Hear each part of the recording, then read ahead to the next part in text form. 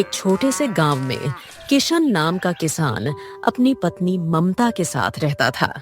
वह बहुत मेहनती था। उसके पास 2 एकड़ खेत था जिसमें वह बहुत मेहनत करता था। किशन के खेत के बगल में रमेश का भी खेत था जो उसका बचपन का दोस्त था। दोनों साथ साथ खेत आते, काम करते और घर चले जाते।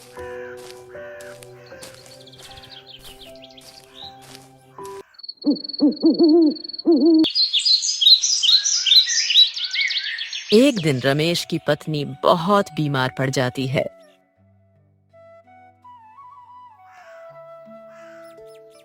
अरे किशन भाई, तुम्हें तो पता है कि मेरी इस बार फसल बहुत कम हुई है और जमींदार का कर्ज चुका दिया। इसी वजह से मेरे पास अब कुछ पैसा नहीं बचा है और तुम्हारी भाभी की तबीयत बहुत ज्यादा खराब हो गई है। कुछ समझ में नहीं आ रहा क्या करूं। गांव के डॉक्टर को बताया तो उसने कहा कि शहर ले जाना होगा। उसका इलाज अब गांव में नहीं पाएगा। शहर के बड़े अस्पताल में ही उसका इलाज हो सकता है। मुझे तो कुछ समझ में नहीं आ रहा, इतने पैसे कहाँ से लाऊं? तुम चिंता मत कर मेरे दोस्त, मुझे जितना बन पड़ेगा मैं तुम्हारी मदद जरूर करूंगा। वैसे जमींदार से मैंने भी कर्ज लिया है और मैं कल उन्हें वह कर्ज चुकाने ही वाला था, लेकिन मुझे लगता है उन पैसों की जरूरत तुम्हें ज्यादा है। एक काम करो, तुम वह पैसे रख लो, मैं जमींदार का कर्ज अगले साल चुका दूंगा। नहीं नहीं मेरे दोस्त, पैसे जमींदार को ही दे दो। तुम्हें तो पता है कि जमींदार कितना दुष्ट इंसान है। वह तुम पर दुगना ब्याज वसूल करेगा। तुम मेरे लिए इतना बड़ा जोखिम मत उठाओ। कैसी बातें कर रहे हो? जरूरत के समय मैं तुम्हारे काम नहीं आऊंगा तो दोस्ती का क्या फायदा? आखिरकार हम बचपन के दोस्त हैं, इतना तो मैं तुम्हारे लिए कर ही सकता हूँ। और अब तुम ज्यादा मत सोचो, ये लो पैसे और जल्द से जल्द भाभी का इलाज करवा लो। शुक्रिया मेरे दोस्त, आज तुम ना होते तो मैं क्या करता। तुम्हारे जैसा दोस्त मिलना बहुत नसीब वाली बात है। तुम्हारा एहसान मैं जिंदगी भर नहीं भूलूंगा। इतना कहकर किशन का दोस्त वह पैसे लेकर वहां से चला जाता है।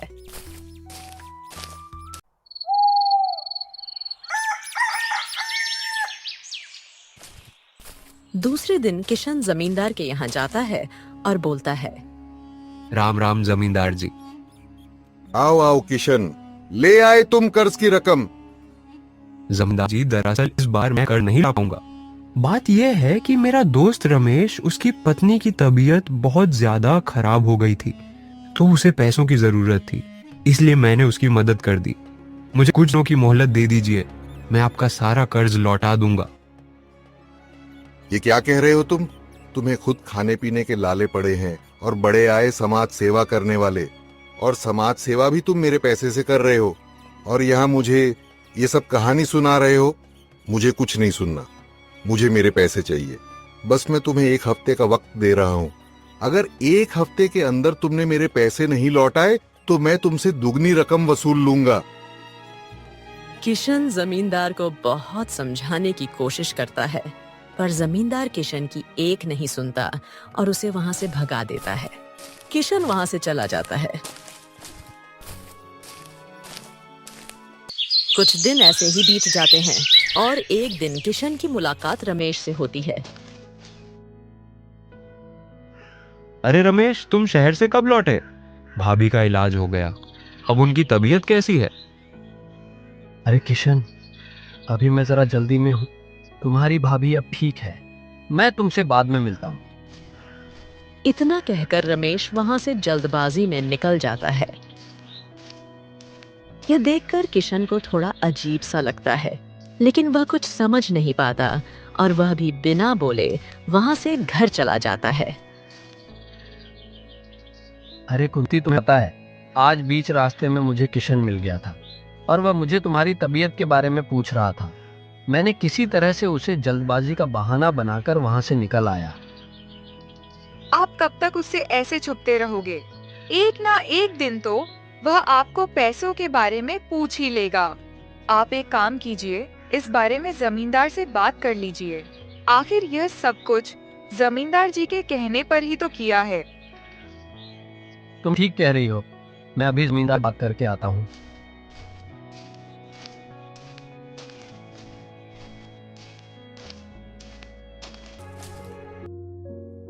जमींदार जी, जैसा कि आपने कहा था, मैंने झूठ बोलकर अपनी बीवी की बीमार होने का बहाना करके उससे पैसे ले लिए थे और अपने ससुराल चला गया था। उसे लगा कि मैं अस्पताल में हूँ और अपनी पत्नी का इलाज करवा रहा हूँ। इसी तरह मैंने आपका काम कर दिया है। अब तो आप मेरे ब्याज के पैसे नहीं मांगेंगे ना?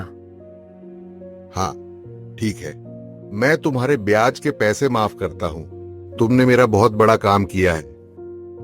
पर मैं किशन को ज्यादा देर तक नहीं संभाल पाऊंगा। आपको जो भी करना है जल्द से जल्द कीजिए। तुम फिक्र मत करो, मैंने उसे 1 हफ्ते का वक्त दिया था।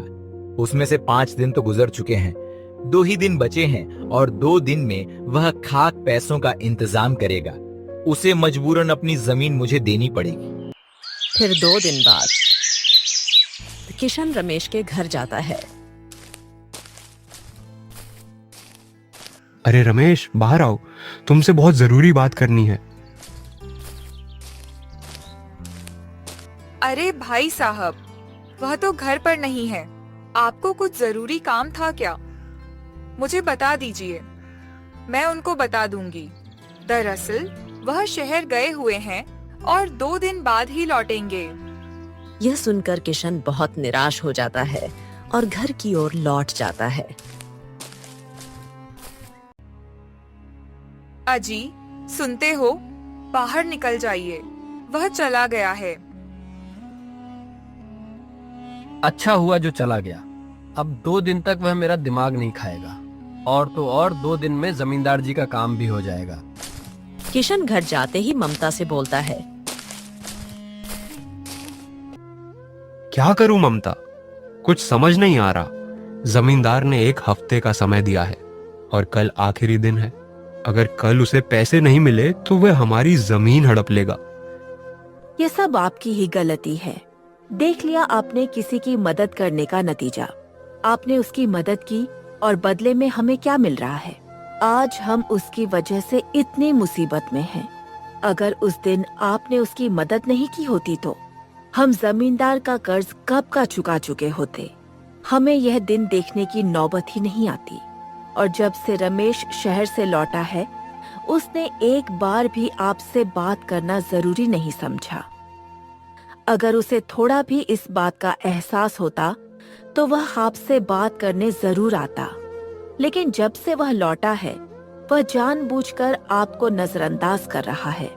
मुझे तो लगता है वह हमारे पैसे लौटाना ही नहीं चाहता, इसीलिए जानबूझकर अब फिर से शहर भाग गया।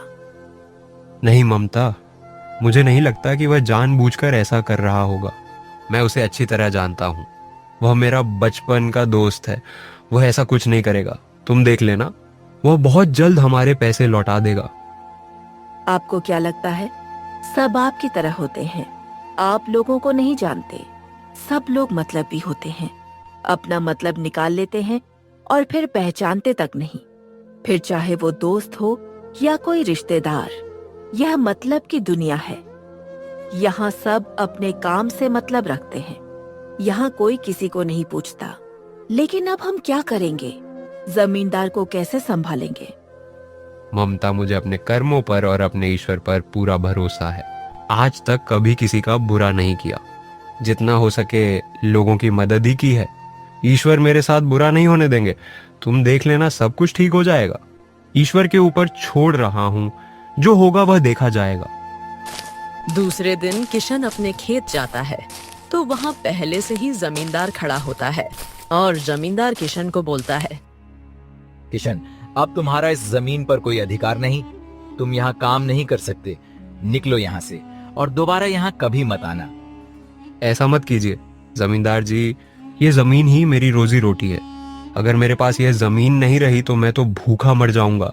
दया कीजिए, मैं आपके पैसे जल्द से जल्द लौटा दूंगा। मुझे कुछ दिनों की मोहलत दीजिए। बस अब बहुत हो चुका। तुम्हें कोई मोहल्लत नहीं मिलेगी। मैं तुम्हें पहले ही कहा था और 1 हफ्ते का टाइम भी दिया था। अब से तुम्हारा इस जमीन पर कोई अधिकार नहीं है।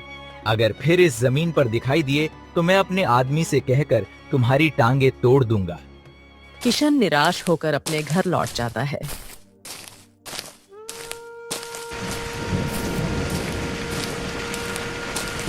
उसी दिन बहुत तेज बारिश होने लगती है। बारिश इतनी तेज होती है कि उसका सामना किशन का कच्चा घर नहीं कर पाता और उसका घर पूरी तरह से गिर जाता है। भगवान, यह कैसी परीक्षा है? हमारे ऊपर तो एक ना एक मुसीबत आती ही जा रही है। पहले जमीन हाथ से गई और अब हमारे सिर पर छत भी नहीं रही। अब हम कहाँ जाएंगे, कहाँ रहेंगे? ये बारिश तो रुकने का नाम ही नहीं ले रही। फिर किशन और ममता रमेश के घर जाते हैं और उससे मदद मांगते हैं। अरे रमेश, बारिश की वजह से मेरा पूरा घर ही बह गया है। अब मेरे पास रहने के लिए कोई और जगह नहीं है। क्या तुम कुछ दिनों के लिए मुझे अपने घर में रहने की जगह दे सकते हो? किशन, मानता हूँ कि मैंने तुमसे पैसे उधार लिए हैं। इसका मतलब यह तो नहीं कि तुम अपना बोरिया बिस्तर उठाकर मेरे घर में आ जाओ। मैंने कोई धर्मशाला थोड़ी खोल रखी है और मेरा घर इतना भी बड़ा नहीं है कि मैं तुम्हें अपने घर में जगह दे सकूं। तुम किसी और से मदद मांग लो, मैं तुम्हारी कोई मदद नहीं कर पाऊंगा। इतना कहकर रमेश घर के अंदर चला जाता है। इसी तरह किशन पूरे गांव में मदद मांगता है पर कोई किशन की मदद नहीं करता। आखिरकार दोनों को वह रात एक गुफा में गुजारनी पड़ती है। तब ममता किशन से बोलती है, देख लिया आपने लोगों की मदद करने का इनाम। मैं आपसे हमेशा कहती थी बड़ा दोस्त। दोस्त कहते थे ना आप रमेश को। अब कहाँ गया आपका बड़ा दोस्त? निभा दी उसने अपनी दोस्ती। जब उसकी जरूरत थी तब तुमने उसकी मदद की, और जब हमें उसकी जरूरत है तो उसने हमें एक दिन के लिए भी अपने घर में नहीं रखा। इतना एहसान फरामोश इंसान मैंने अपनी जिंदगी में नहीं देखा। ममता, तुम फिक्र मत करो। मुझे अपने भगवान पर बहुत भरोसा है और जो हो रहा है अच्छा ही हो रहा है। अगर यह समय नहीं आता तो मैं रमेश की असलियत कभी पहचान ही नहीं पाता। अच्छा हुआ कि भगवान ने मुझ पर यह समय लाया। बुरे समय में ही लोगों की पहचान होती है। और तुम चिंता मत करो, हमने कभी किसी का बुरा नहीं किया है। उसे अपने कर्मों की सजा जरूर मिलेगी। बस तुम भगवान पर भरोसा रखो। ममता, वो सब छोड़ो। अब हमें यह रात तो इसी गुफा में गुजारनी पड़ेगी और मुझे तो भूख भी लगी है। क्या तुम कुछ सामान घर से उठा लाई हो जिसे पकाकर हम खा सकें? हाँ, मैं थोड़े से चावल साथ में बांध लाई हूँ। हम उन्हें पकाकर खा सकते हैं। किशन और ममता मिलकर थोड़े से चावल पकाते हैं। तभी अचानक गुफा के बाहर एक साधु बाबा खड़े होते हैं जो बोलते हैं, तुम दोनों इस गुफा में क्या कर रहे हो? बाबा जी, बारिश में हमारा घर बह गया। अब हमारे पास रहने के लिए कोई घर नहीं है।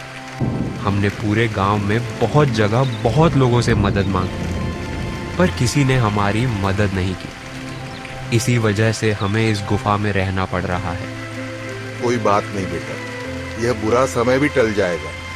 मैं चलता हूँ। चलो बेटा, मैं अब चलता हूँ। अरे बाबा, आप कहाँ जा रहे हो? इतनी बारिश में आप कहाँ जाओगे? एक काम कीजिए, बारिश रुकने तक यहीं हमारे साथ गुफा में ठहर जाइए। जैसे ही बारिश रुकेगी आप चले जाइएगा। और हमने थोड़े से चावल पकाए हैं, आपको भी भूख लगी होगी। आप भी हमारे साथ बैठकर थोड़ा चावल खा लीजिए। बेटा, मैं अब चलता हूँ और खाने के लिए तुम्हारा शुक्रिया। बेटा, मेरा एक छोटा सा काम है।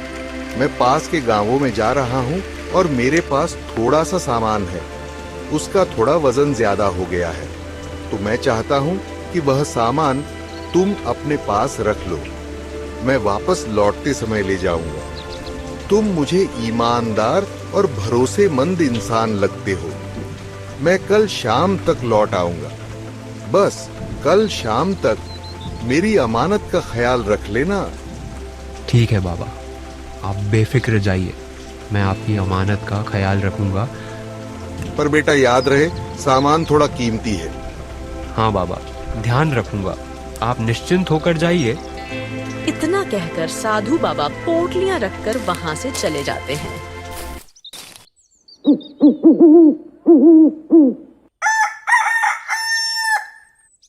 दूसरे दिन सुबह किशन उठकर इस गुफा के बगल में एक छोटी सी झोपड़ी बना लेता है और वहां रहने लगता है। ठंड और तेज बारिश की वजह से ममता की तबीयत खराब हो जाती है। मुझे माफ कर देना ममता, मैं तुम्हारे लिए कुछ नहीं कर पा रहा हूँ।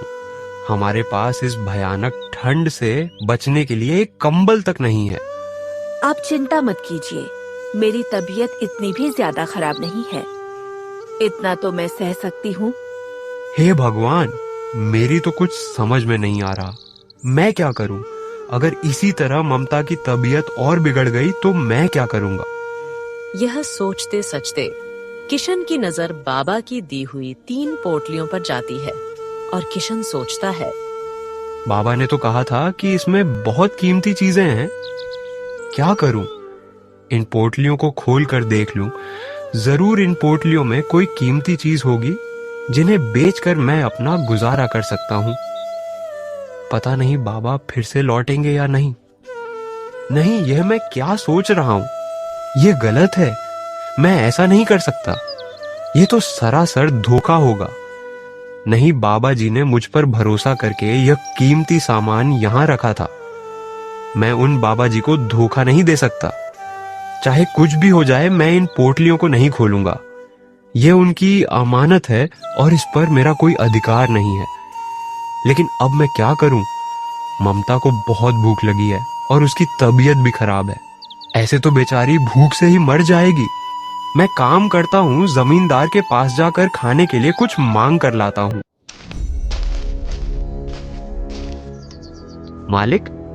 मालिक, मेरी बीवी की तबीयत बहुत खराब है और मेरे पास रहने खाने के लिए कुछ नहीं है।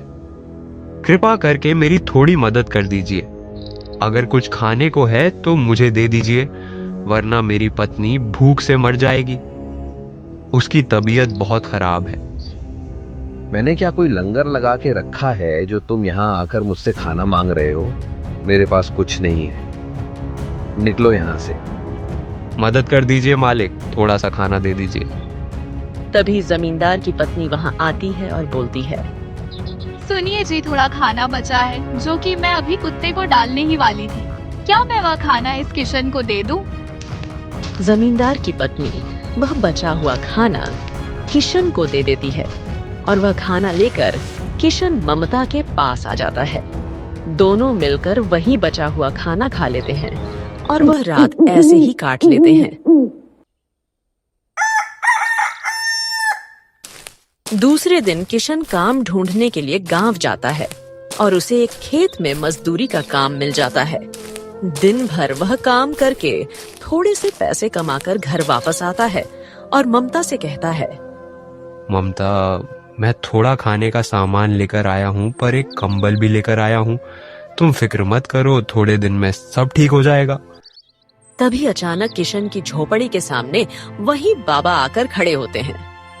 अरे बाबा, आपने तो कहा था कि दूसरे ही दिन आ जाऊंगा, आपको आने में देरी हो गई। हाँ बेटा, आने में थोड़ा विलंब हो गया, थोड़े काम में कहीं फंस गया था। तब किशन बाबा को सारी बातें बताता है। फिर बाबा बोलते हैं, अरे बेटा, तुम पर इतनी सारी मुसीबतें आई। मैंने तो तुमसे कहा था कि इन पोटलियों में बहुत कीमती सामान है, फिर भी एक बार भी तुमने पोटलियों को खोलकर नहीं देखा।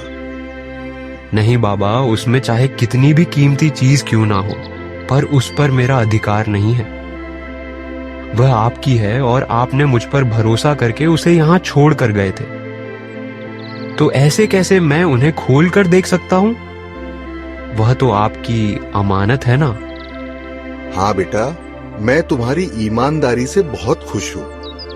तुम्हारी जगह कोई और होता तो वह जरूर इन पोटलियों को खोल देता और शायद उन्हें लेकर कहीं भाग भी जाता, पर तुमने ऐसा कुछ भी नहीं किया। तुम्हारे साथ इतना सब कुछ बुरा होने के बावजूद भी तुम्हारा मन नहीं बिगड़ा। मैं चाहता हूँ कि ये पोटलियां अब तुम रख लो। नहीं बाबा, मैं यह पोटलियां नहीं रख सकता। मुझे ईश्वर पर पूरा भरोसा है। आज न कल मेरा बुरा समय टल ही जाएगा। ये आपकी पोटलियां हैं और आप इन्हें अपने साथ ले जाइए। आपको जरूरत के समय इनकी जरूरत पड़ेगी। नहीं बेटा, मुझे इन पोटलियों की अब कोई आवश्यकता नहीं है और इन पोटलियों की आवश्यकता मुझसे ज्यादा तुम्हें है। बस तुम ऐसा समझो कि यह ईश्वर ने ही मुझे यहाँ भेजा है और यह तुम्हारे कर्मों का फल है, तुम्हारी ईमानदारी का इनाम है। यही समझकर तुम यह पोटलियां रख लो। यह तुम्हारे लिए ईश्वर की देन है, इसे मना मत करो। इतना कहने के बाद किशन बाबा की बात मान जाता है और तीनों पोटलियां रख लेता है। बाबा वहां से चले जाते हैं।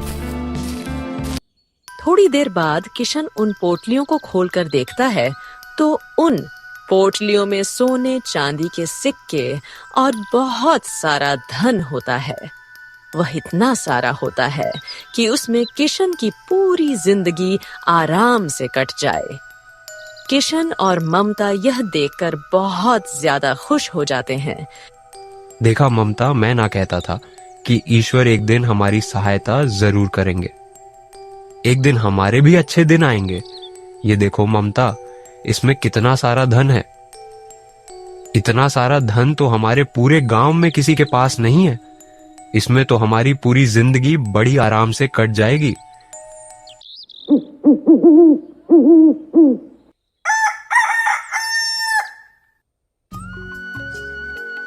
फिर किशन गांव में अपना घर बनाता है, जो गांव में सबसे बड़ा और पक्का मकान होता है। गांव के बहुत सारे लोग किशन का यह घर देखकर जलने लगते हैं। अजी, देख रहे हैं किशन ने कितना बड़ा घर बनाया है। इतना बड़ा घर तो हमारे पूरे गांव में किसी के पास नहीं है। आखिर इसके पास इतना धन आया कहाँ से? आप जरा जाकर पूछिए तो। तुम पागल हो गई हो क्या? मैं जाकर उससे पूछूं? मेरी शामत आई है जो उसे जाकर पूछ लूं। हमने उसे दिन उसकी मदद नहीं की थी। अब किस मुंह से उसके पास जाकर उससे बात करूंगा? और तो और उसके पैसे भी देने बाकी हैं। मैं उसके पास नहीं जा सकता। हमने थोड़े से पैसे के लालच में जाकर उसके साथ बहुत बुरा किया है। आप बिल्कुल सही कह रहे हैं, हमें ऐसा नहीं करना चाहिए था। एक दिन बहुत ज्यादा और तेज बारिश हुई। आंधी तूफान आता है।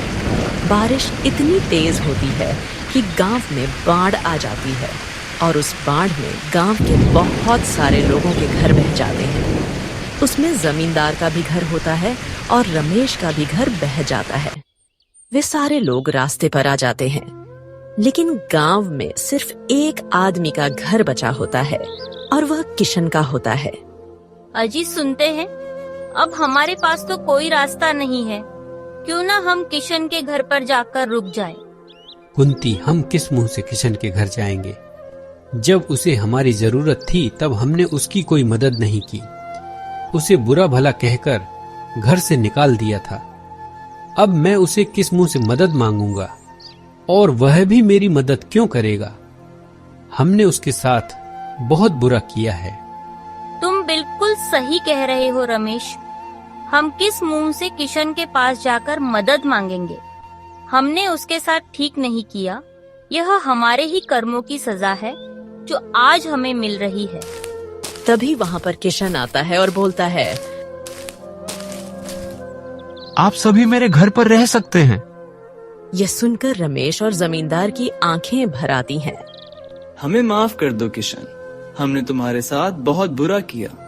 किशन, मैंने जानबूझकर तुम्हारी जमीन हथियाने के लिए रमेश के साथ मिलकर साजिश रची थी। हमने तुम्हारे साथ इतना बुरा किया, फिर भी तुम आज हमारी मदद के लिए यहाँ खड़े हो। हमें खुद पर शर्म आ रही है। आज हम तुमसे नजरें मिलाने के लायक नहीं हैं। हम तुम्हारे सामने खुद को बहुत छोटा महसूस कर रहे हैं। हो सके तो हमें माफ कर देना। तुम लोगों को अपनी गलती का एहसास हो गया, यही मेरे लिए काफी है। जब तक सब कुछ ठीक नहीं हो जाता तुम सब लोग मेरे घर में रह सकते हो।